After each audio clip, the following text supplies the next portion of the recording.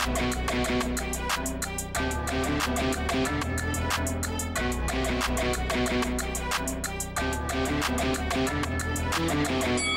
guys, welcome to Boxing Squared for boxing news and views from around the internet.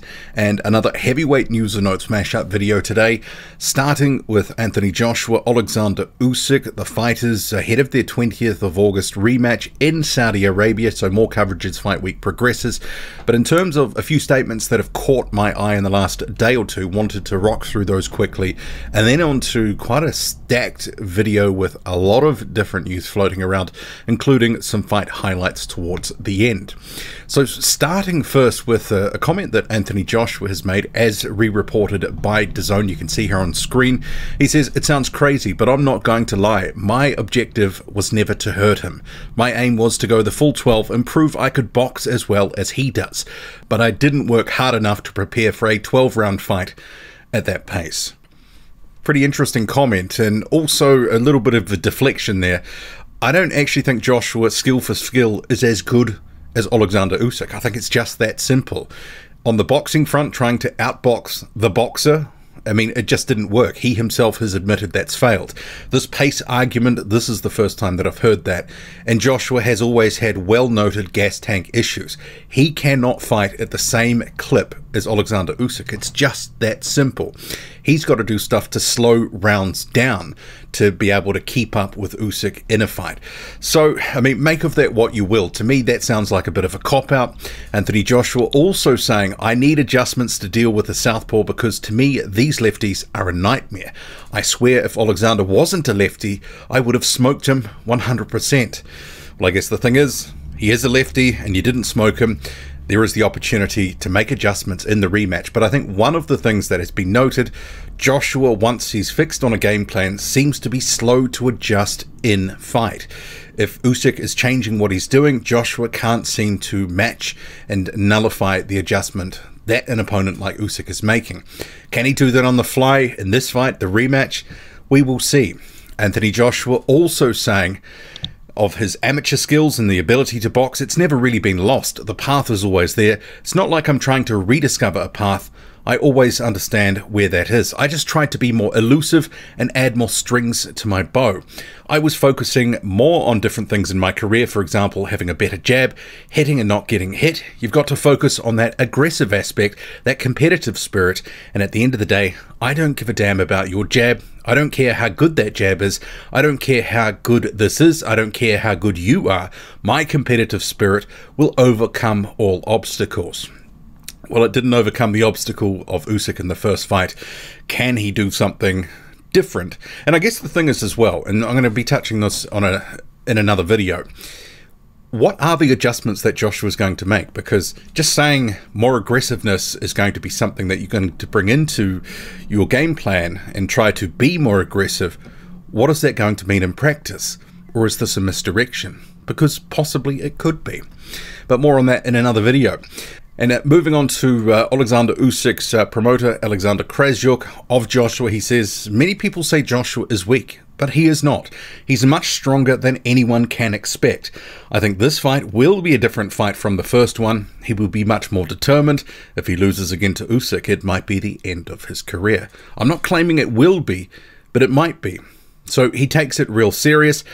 He changed the coach, he changed the attitude, he changed the approach, he's training, but Usyk is a special fighter, 1 in a million. Moving on, and this is just something that I noted, it's from a day or two ago, but Oleksandr Usyk on Tyson Fury, calling him a pumped-up heavyweight, middleweight, I should say.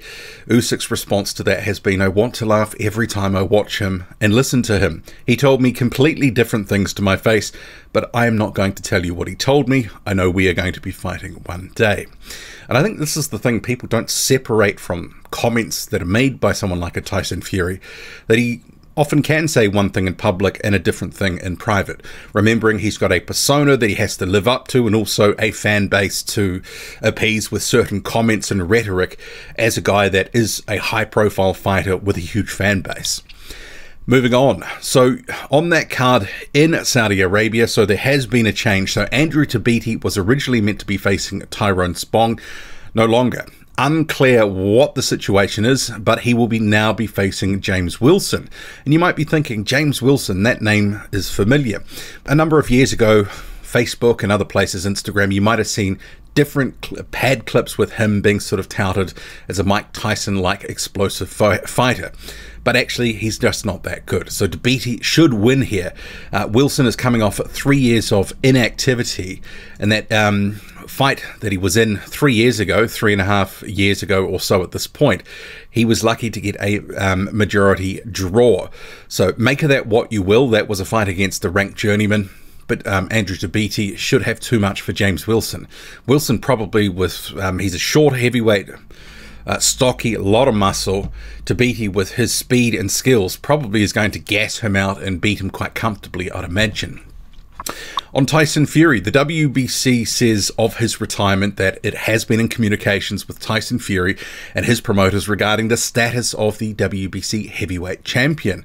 That is WBC President Mauricio Suleiman stating there, the WBC has set Friday, August 26th as the final day to receive official written confirmation from them.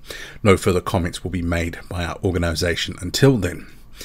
So I do hope that this, is he retired or not retired, does sort of get cleared up, because it's kind of getting annoying at this point.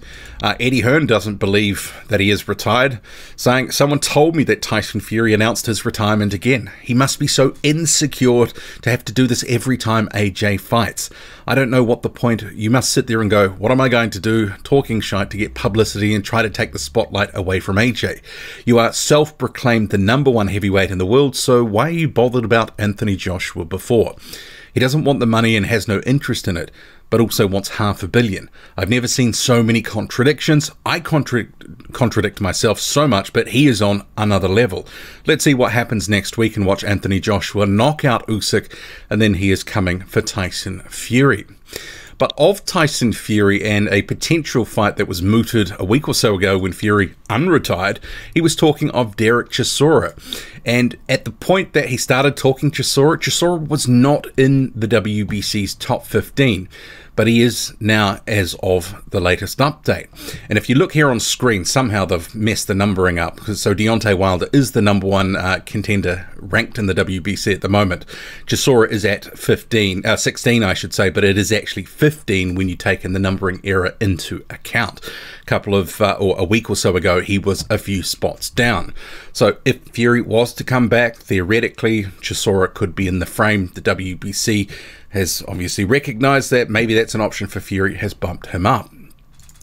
Joseph Parker is talking of Joyce and their fight on September 24, saying, of Joyce, I'm going to beat your ass up and get you out of there and get the win and then move on. Actually, oh sorry, you've locked me into a rematch clause, so I'm going to have a rematch with you in December. I don't need a rematch clause because I back myself. And of that comment, Joyce responded, I back myself, but as you know, I'm the A-side, so I'm entitled to my rematch clause. The fight is on now, and I'm going to put some dents in your face. And Parker currently training with Tyson Fury. So they've been out on runs and stuff around Morecambe. You can see here on screen, this is from Fury's social media. And Joseph Parker also posting similar clips of them out on their runs. Johnny Fisher has responded to one of Christopher Lovejoy's numerous call-outs of him, saying he can get that work. Christopher Lovejoy, you want some? Come and get it. See you in Romford.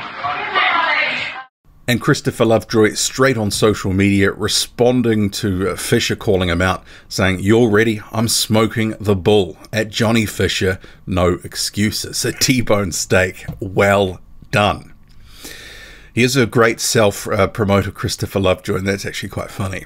And Lovejoy spotted in Las Vegas here, doing a little face-off with Joyce, and Joyce also meeting Timothy Moten. So I think maybe this was either at a mall or the Raiders game, something like that. But Joyce, a popular figure for a selfie these days. This weekend, we're moving to a couple of different fights apart from, obviously, the card in Saudi Arabia. So you've got Joe Cusumano, he's facing journeyman Dennis Ventura. Also on the same card, you've got Cassius Chaney. He's facing a journeyman, Matthew McKinney. It's a shame that Chaney and Cusumano aren't fighting, because I think that's relatively evenly matched. And then moving on to a couple of fight results, and I bring these up, and it is, Tuesday, but Damian Knyba getting a win over Santander Salgado. So this is a fight that you can actually find up on Damian Knyba's Instagram. So if you go there, you can watch the fight. There is, just try to, this was a first round stoppage. We'll just cue it up, and we'll play the ending here. Kind of looked like a bit of a slip, didn't it? But, not making an attempt to get up here, and counted out, waved off, didn't want it anymore, pretending to be hurt. Embarrassing. And then also you had over in Germany at the EC Boxing Gym, Igor Shevadzutskiy advanced to, 10-0 now. So he fought Kevin Johnson this past weekend, and the full fight, and this was in the EC Boxing Gym. Pretty small gym by the look of it. Kevin Johnson, Igor Shevadzutskiy, over 8 rounds. That Shevadzutskiy in the back here. Shevadzutskiy getting the win. So this is, if you go to Igor Shevadzutskiy's, I'll just undo that one. Go to his Instagram, click on a photo where you can see he's got his wife there, and it's up on her Instagram, the full fight. So you can watch the 8 rounds there. Shevadzutskiy advancing to 10-0, as I say. Also a result just to note, so the Uzbek heavyweight prospect, Lazizbek Mullojonov, he has advanced to 3-0, putting a beating on his opponent, the journeyman, over the weekend. This wasn't a card in Uzbekistan, in Tashkent. It was a Probellum card, and he's got the highlights of the fight up on his Instagram. So check it out. What do you make of it all? Drop a comment loud and often, hit like, hit subscribe, follow me on Twitter, boxing_squared. I'm out.